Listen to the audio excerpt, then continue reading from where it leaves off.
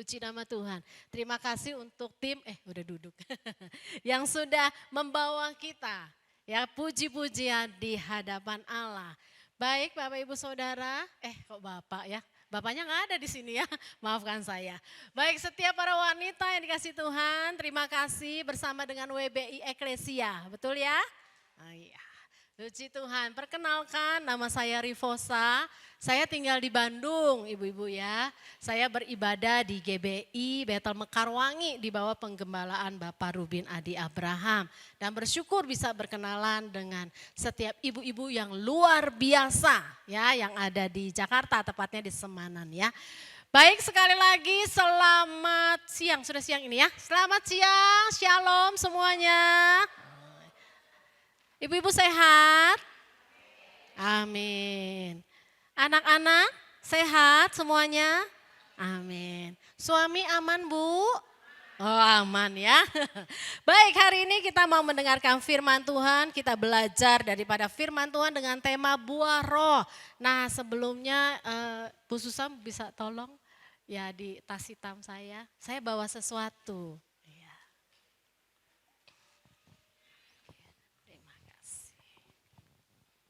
Tapi bukan untuk dibagikan, untuk diperlihatkan saja ya ibu-ibu ya. Baik, ibu-ibu tahu ini apa? Jeruk. Jeruk itu buah juga ya, buah jeruk. Apa bedanya buah roh dengan buah jeruk? Ada yang bisa menjawab? Oh bisa dimakan ya, betul. Kalau buah roh? Oh, nggak bisa dimakan. Ya baik betul. Buah jeruk juga bisa dirujak ya. Kalau buah roh nggak bisa dirujak. Ya jadi ibu-ibu buah jeruk adalah salah satu buah-buahan di muka bumi ini yang Tuhan ciptakan. Betul? Ya, buah jeruk ini berasal dari pohon jeruk. Tidak ada yang namanya pohon mangga lalu buahnya hasilnya jeruk, tidak ada yang demikian. Ya, jadi kalau pohon jeruk pasti buahnya jeruk. Kalau buah roh berarti berasal dari mana? Dari Roh Kudus. Ya, itu bedanya buah jeruk dengan buah roh. Kalau buah jeruk berasal dari pohon jeruk. Kalau buah roh berasal dari Roh Kudus. Kalau buah jeruk itu bisa dirujak, digabung dengan buah-buah yang lain. Tetapi buah roh itu tidak bisa dirujak. Ya di gambar sini, ya di backdropnya itu banyak buahnya ya. Kasih, sukacita dan seterusnya sampai pengendalian diri. Ya setiap wanita Allah yang dikasih Tuhan, ketika kita lihat di sini ada buah roh, kasih, sukacita, damai, sejahtera terus sampai pengendalian diri, itu bukan berarti buahnya jadi terpisah-pisah. Makanya seringkali kadang tanpa sadar kita menyebutnya apa? Buah-buah roh. Kalau buah-buahan betul ada rujak, ada pepaya, ada mangga. Tetapi buah roh itu satu.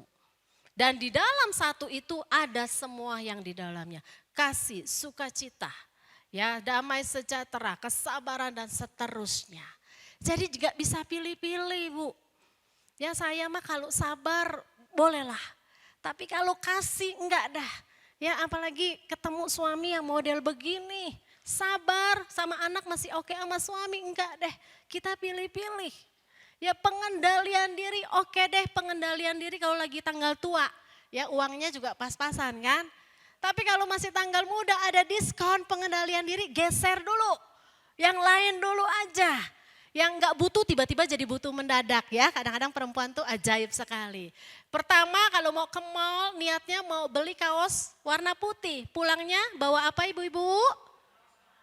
Oh warna merah kuning bukan cuma baju ya segala macam dan teman-temannya. Bahkan yang mau dibeli malah tidak dibeli. Tiba-tiba bisa begitu. Ya jadi kalau kita berbicara buah roh itu bukan berarti ada pilihan-pilihan kita. Yang mana duluan. Saya mah memang orangnya pendiam. Jadi saya mah pilihnya itu aja buah kelemah lembutan. Kelemah lembutan bukan soal diam atau tidak. Ya jadi sekali lagi, buah roh itu bicara satu kesatuan di mana itu bisa muncul kalau kita dekat dengan Roh Kudus. Ya, buah roh itu bicara bagaimana kita menghasilkan. Ketika kita percaya kepada Kristus, Roh Kudus ada pada setiap kita. Dan kita tahu setiap ciri orang, di sini kita lihat ya. Sebelum kita lihat yang seterusnya firman Tuhan itu berkata demikian. Ya, di dalam Yohanes pasal yang ke-15. Ya, di sini dikatakan, dalam hal inilah Bapakku dipermuliakan, yaitu jika kamu berbuah banyak dan dengan demikian kamu adalah murid-muridku. Siapa di sini yang murid Kristus? Boleh lambaikan tangan. Artinya apa? Kalau murid Kristus di sini dikatakan di dalam Yohanes 15 ayat yang ke-8, yaitu jika kamu berbuah banyak dan dengan demikian kamu adalah murid-muridku.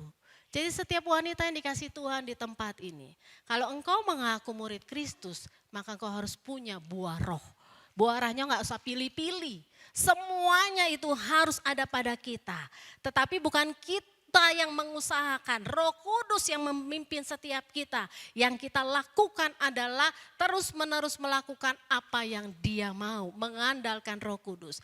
Jadi kalau hari ini belum memiliki kasih, belum ada sukacita, sukacitanya tergantung tanggal gajian, sukacitanya tergantung penghasilan suami, sukacitanya tergantung baju yang dipakai. Maka di situ dikatakan kita bukan murid Yesus. Kenapa? Buahnya nggak ada.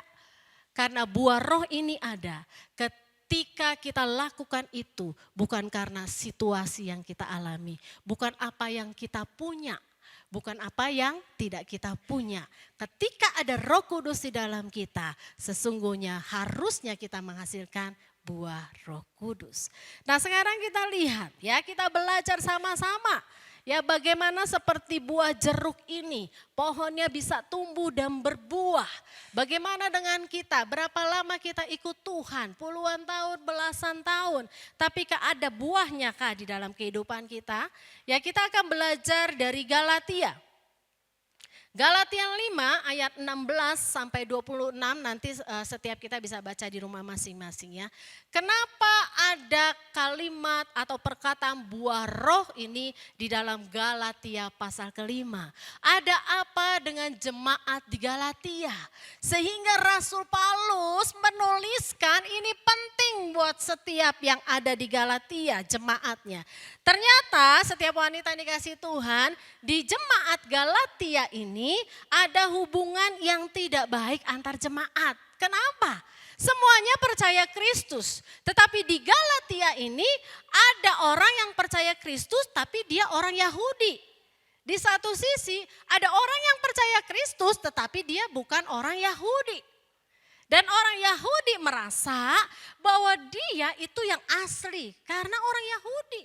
Yang lain bukan orang Yahudi, orang Yunani, orang Romawi. Itu tidak asli. Ya, berbeda latar belakangnya, enggak dari lahir. Dan itu yang ada. Sehingga orang-orang yang percaya Kristus, yang dari orang Yahudi ini merasa jauh lebih rohani.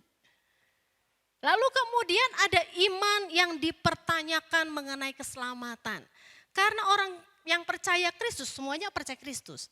Tapi orang Yahudi dia bilang begini, ya, yang dipilih itu Abraham, nenek moyang kita. Kalau mau benar-benar selamat, ikuti kami. Ayo sunat dong. Ya ikutilah setiap apa yang kami lakukan. Aturan-aturan Yahudi, hai orang-orang Yunani yang bukan Yahudi. Wah, kalau engkau sudah percaya Kristus, kalau mau selamat ikuti aturan kami. Itu yang dikatakan oleh orang-orang Kristen yang Yahudi. Lalu yang orang yang Yunaninya bilang, loh kok begitu? Nggak bisa dong begitu, sehingga mereka menjadi bertengkar.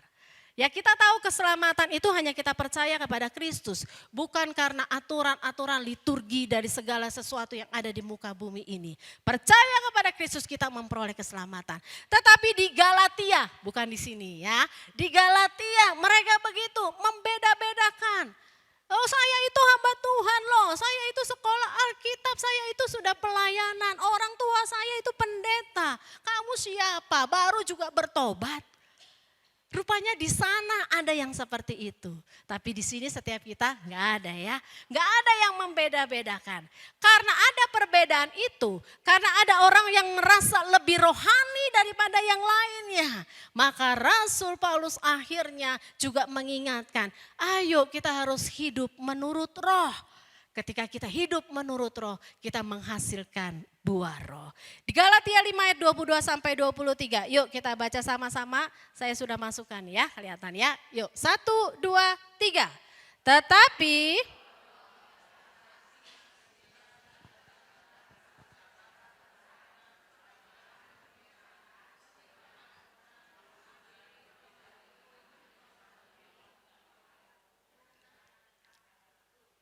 amin. Galatia 5 ayat 22 sampai 23. Muncullah ayat ini. Buah roh itu kasih. Kenapa berantem melulu? Ya haleluyanya banyak. Tapi halilintarnya kalau ngomong sama orang juga banyak. Makanya muncul kasih. Kasih itu bukan karena soal memberi, berbentuk barang. Tapi perkataan yang membangun, pikiran yang positif. Enggak parno sama orang, enggak curigaan sama orang. Tidak berasumsi sama orang, itu perlu kasih. Perlu sukacita, siapapun dan apapun keadaan kita. Damai sejahtera, tetap punya damai. Bukan karena diundang ke pernikahan seseorang, baru penuh damai. Ya bukan karena disenyumin sama orang. Kalau enggak begitu enggak damai rasanya. Saya tuh enggak damai melihat wajahnya. Loh kok damai kok tergantung wajah orang. Damai itu tergantung hati kita. Ya lalu kemudian di sini bilang apa? Rasul Paulus bilang kemurahan. Kemurahan bukan soal harga ya ibu-ibu ya. Ibu-ibu kan seneng yang murah-murah tapi bagus ya maunya gitu ya. Murah bagus banyak. Betul apa betul? Ya tapi kemurahan yang dimaksud adalah hati yang mudah mengampuni. Hati yang mau menerima kekurangan orang lain. Itu adalah kemurahan, kebaikan, hal-hal yang baik. Kesetiaan, kesetiaan adalah tetap bertahan meskipun tidak ada alasan untuk bertahan. Tetap bertahan walaupun suami seperti itu. Tetap mengasuh, mendidik anak walaupun anak itu kurang ajar. Tetap menghormati mertua walaupun kadang mertua suka campur tangan urusan rumah tangga kita. Ya tetap menghormati pimpinan setiap kita. Walaupun mungkin tidak pernah dilihat apa yang kita lakukan. Tetap setia, kelemah lembutan. Hati yang mau dibentuk, mau diajar. Tidak merasa lebih bisa dari siapapun. Penguasaan diri, mau diskon atau tidak diskon. Kalau tidak butuh jangan dibeli. Penguasaan diri, emosinya ditahan. Walaupun sudah ngebul ini di atas ya, kalau ditaruh telur bisa mateng itu. Tapi ditahan, tidak mengeluarkan kata-kata sumpah serapah. Itu pengendalian diri. Rasul Paulus berikan ini kepada jemaat di Galatia. Karena keadaan mereka yang seperti itu, mereka rohani. Tetapi mereka merasa jauh lebih rohani daripada yang lainnya. Makanya muncul perpecahan dan ayat ini diberikan. Dan ini juga bagi setiap kita, ayat ini juga diberikan. Lalu sekarang bagaimana supaya kita memperolehnya? Ngomong mah gampang ya. Tepuk dua. Ayo ngapain tepuk dua? Ayo ngapain tepuk dua? Ayo ibu-ibu, ngapain tepuk dua? Puji kiri kanannya, betul ya panitia ya? Tepuk dua gitu ya, puji kiri kanannya. Ya kita akan belajar bagaimana memperoleh buah roh itu. Galatia 5 ayat 16, yuk baca sama-sama. Galatia 5 ayat yang ke-16, di situ sudah ada ya. 1, 2, 3. Maksudku ialah hiduplah oleh roh, maka kamu tidak akan menuruti keinginan.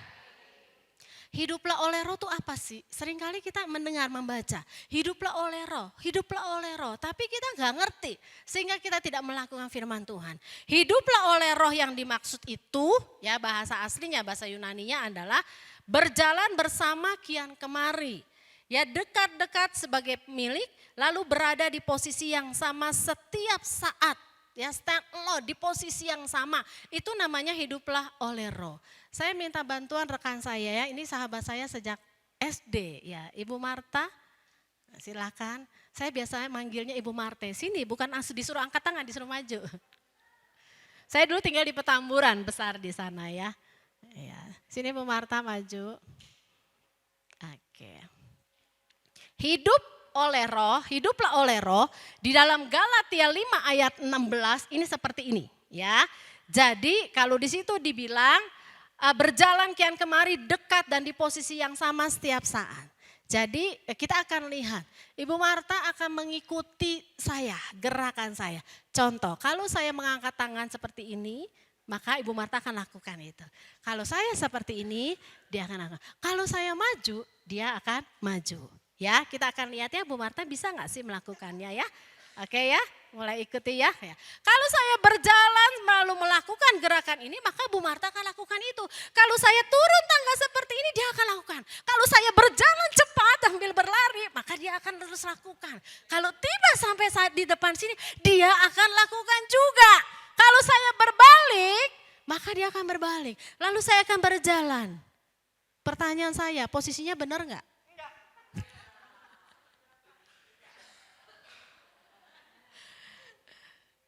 Posisinya ternyata tidak salah ya. Jadi wanitanya Allah, ya atur nafas dulu capek juga ya ngomong sambil lari. Wanitanya Allah, hiduplah oleh roh, maksudnya gitu. Ikuti aja apa yang seperti Bu Marta lakukan kepada saya. Ikuti aja, lari-lari, semuanya ngikutin. Tapi ingat, berada di posisi yang sama setiap saat. Awalnya Ibu Marta ada di mana? Di belakang saya kan? Maka tadi kejadiannya apa? Tiba-tiba dia bisa ada di depan saya. Harusnya gimana? Pindah. Demikian juga setiap hidup kita. Kita merasa kita sudah lakukan firman Tuhan. Karena sudah puluhan tahun lakukan firman Tuhan, lalu kita mulai berada di posisinya di depan Tuhan. Kita bilang apa? Ini loh sebenarnya yang benar Tuhan, mulai pakai pikiran sendiri. Makanya jadi kecewa sendiri. Oke, kita jangan setrap Bu Marta ya. Makasih. Kita kasih tepuk tangan dulu dong ya. Sudah berkontribusi. Paham ya? Setiap wanitanya Allah. Yang dimaksudku ialah hiduplah oleh roh. Maka kamu tidak akan menuruti keinginan daging. Kita tidak akan terpancing perselisihan. Iri hati, sakit hati. Ya lalu kemudian berfoya-foya. Kalau apa? Itu aja ikuti apa yang Tuhan mau. Tapi kalau sudah terbiasa mengikuti, melayani, belajar, ikut PA segala macam, jadi pengurus segala macam, jangan lupa diri. Sehingga kita merasa bahwa pikiran kita yang paling benar. Tapi kita lihat firman Tuhan. Kalau kita lakukan itu, seperti apa sih sebenarnya yang Tuhan mau kita lakukan? Kita buka Yohanes 14, ayo buka Alkitabnya ya. Karena yang lain ada di situ, sekarang kita buka Alkitabnya. Buka Alkitabnya. Yohanes 14 ayat yang ke-26.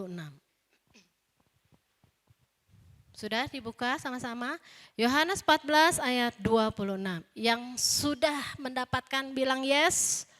Oke, kita baca ya. 1, 2, 3. Tetapi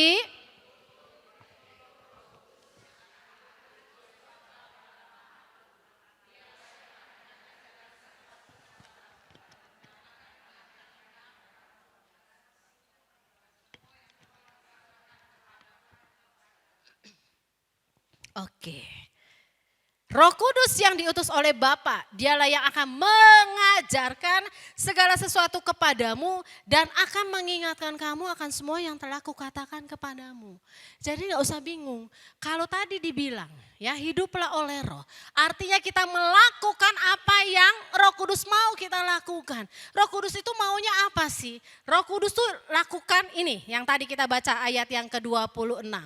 Dialah Roh Kudus mengajarkan segala sesuatu kepadamu dan akan mengingatkan kita semua yang telah diajarkan oleh Yesus kepada kita. Yang diajarkan oleh Yesus ada di mana? Di dalam Alkitab. Jadi setiap wanitanya Allah di sini, WBI Eklesia, tidak ada pilihan lain. Kalau mau hidup oleh roh, baca Alkitab. Kalau tidak mungkin tahu apa yang diinginkan oleh Roh Kudus. Mau ngikutin Roh Kudusnya bagaimana? Mau gimana ngikutinnya kalau nggak pernah baca Alkitab? Bukan Roh Kudus tidak berbicara, Roh Kudus kasih tahu, tapi kita nggak sefrekuensi. Waktu saya pertama pindah ke Bandung 2008, ketika ketemu ada tukang beca. Saya tanya sama tukang beca itu ya, ini baru datang belum lama lah. Saya tanya, kalau saya mau pergi ke daerah di sebelah sana, saya naik angkot apa? Saya tanya. Lalu tukang becanya sudah tua, dia jawab tapi pakai bahasa Sunda. Kan saya nggak ngerti ya. Terus akhirnya saya tanya lagi, Pak, yang saya tanya, saya kalau mau ke daerah sana, saya harus naik angkot yang mana? Dia jawab lagi, pakai bahasa Sunda lagi. Saya bilang, Pak, pakai bahasa Indonesia aja. Dia jawabnya pakai bahasa sampai 3 kali. Akhirnya setelah 3 kali ada tukang parkir lah di situ ya, dia datengin saya, masih muda. Dia bilang gini, Bu, dari tadi si Bapak tuh udah jawab, kalau Ibu mau ke sana, Ibu tuh pakai angkot yang warna merah. Naik beca dia juga bisa, nggak jauh katanya. Saya nggak enak hati juga, oh iya ya makasih Pak, makasih. Kan saya udah bilang pakai bahasa Indonesia, ternyata bapaknya nggak bisa bahasa Indonesia. Dan saya tidak bisa bahasa Sunda, makanya nggak nyambung ya. Jadi ketika tahu seperti itu, untung ada yang menerjemahkan. Nah jadi seperti itu setiap wanitanya Allah. Kalau kita nggak baca Alkitab, bukan Roh Kudus tidak menjawab kita. Bukan Roh Kudus tidak memberitahu kita. Tapi kitanya nggak nyambung. Tidak sefrekuensi. Jadi bacalah firman Tuhan. Jadi jangan heran. Ikut Tuhan udah lama tapi ngeluh melulu ya. Ikut Tuhannya udah lama tapi ribut terus. Ikut Tuhannya udah lama tapi konflik sana sini terus menerus ya. Lalu kita lihat berikutnya.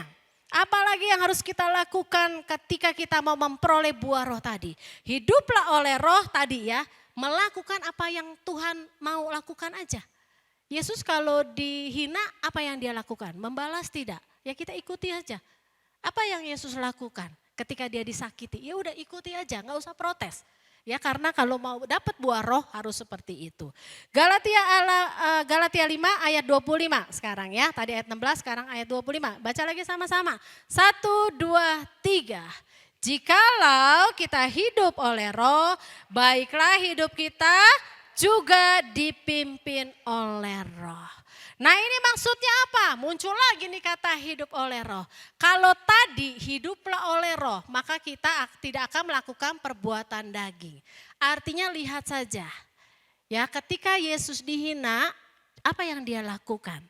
Jadi kalau kita mau marah, mau membalas, nggak jadi. Karena melakukan apa yang Tuhan lakukan. Tetapi hidup oleh roh di dalam ayat 25 ini ingin memberitahu kepada kita, menekankan keberlangsungan terus menerus. Jadi kalau sabar itu jangan sekali-sekali, apalagi sabarnya gini. Oke ya Pak, Mama bisa sabar. Ya jangan sampai ketiga kalinya, kalau udah 3 kali kita cerai. Oke ya Nak, Mama bisa sabar.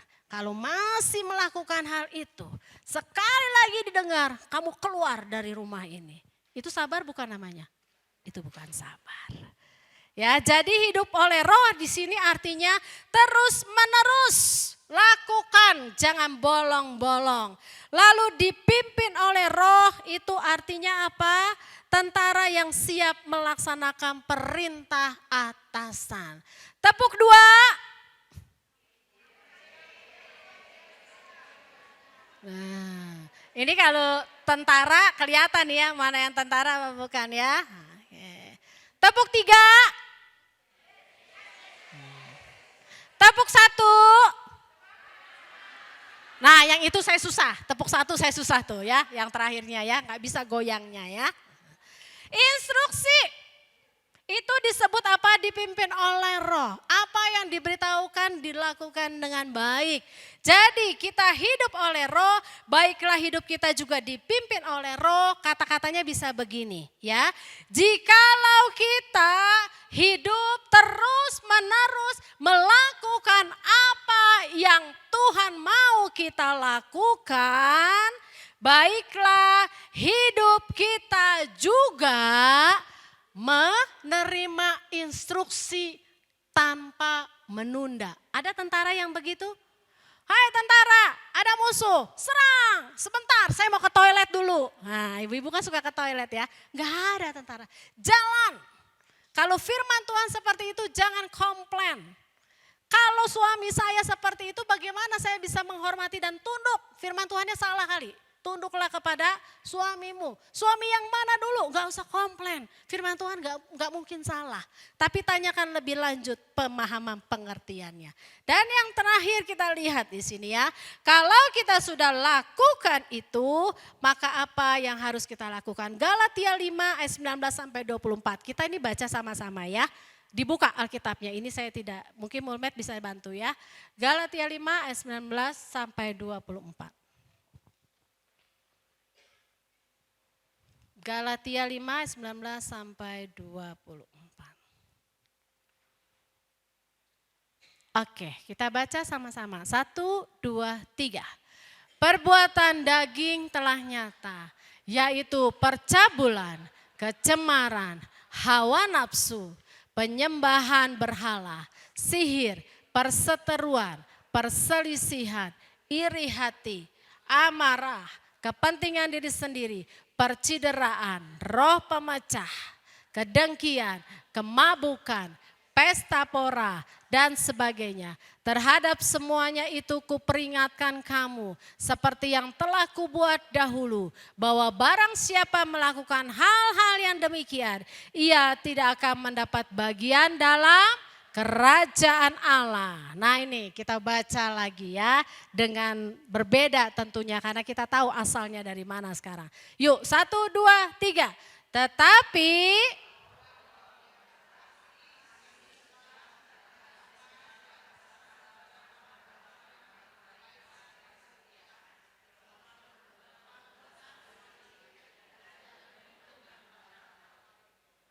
tidak ada hukum yang menentang hal itu. Di dalam PowerPoint saya di slide itu ada gambar.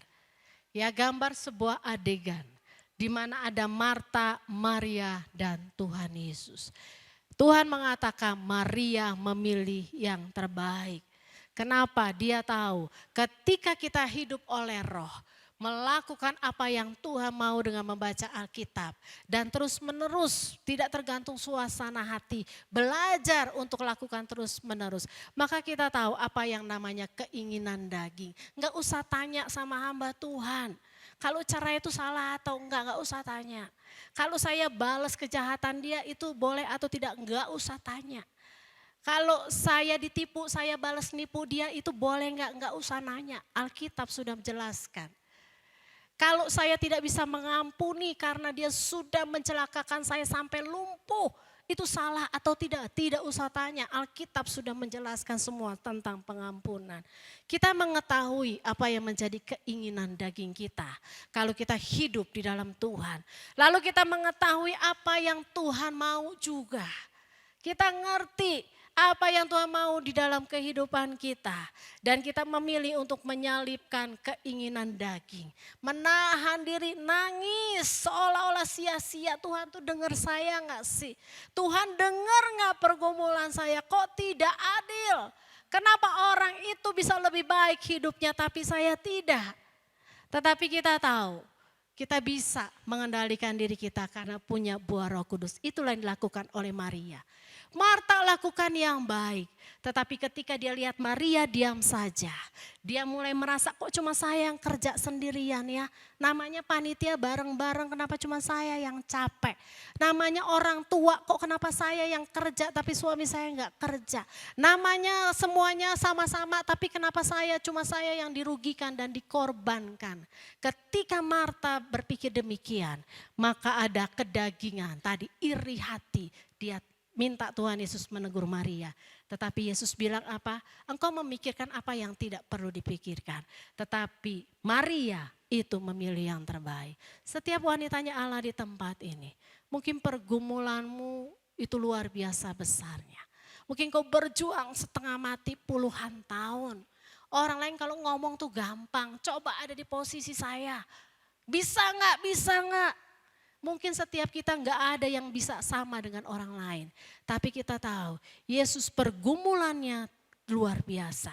Bukan hanya dia dihina secara fisik, secara mental. Tetapi dia sampai mati di atas kayu salib. Kita tidak sampai berdarah-darah kan. Tidak sampai disiksa sedemikian rupa. Tidak sampai mati kan kita juga. Yesus pernah melakukannya. Karena itu ketika dia berkata, ketika engkau mau Roh Kudus itu bersama-sama denganmu. Kalau engkau mau buah roh itu ada, maka hiduplah menurut roh. Ikutlah Roh Kudus kemanapun dia ada, dimanapun dia ada. Baca firman Tuhan, lakukan. Kalau tidak tahan, datang ke WBI, minta dukungan doa, ikut komsel, ikut WCB. Tahu menjadi wanita yang bisa cakap berdampak, tahu harus bagaimana. Datang kepada hamba-hamba Tuhan, tanyakan firman Tuhan. Kok enggak adil ya firman Tuhan kepada saya? Itulah hidup oleh roh. Ketika kita lakukan, kita seperti Maria memilih yang terbaik. Sebelum kita akhiri, ada seorang wanita yang luar biasa.